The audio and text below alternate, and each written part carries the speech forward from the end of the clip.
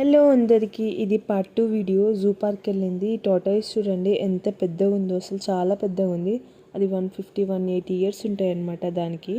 అయితే చిన్న టార్టాయిసెస్ కూడా చాలా బాగుండే. నేను పక్కన సైడ్ చూసేసరికి ఒక టార్టాయిస్ ఉంది. అది ఎంత స్లోగా ఎక్కుతుంది చూడండి. చాలా చిన్నపిల్లలు నడుస్తారు కదా, అలానే వెళ్తుంది. వాళ్ళేమో మనకు అక్కడ చెప్తారనమాట, మంకీస్కి ఏ యానిమల్స్కి అయినా అక్కడ ఫుడ్ ఇవ్వద్దు, వాళ్ళకి ప్రాబ్లం అయిపోతుందని.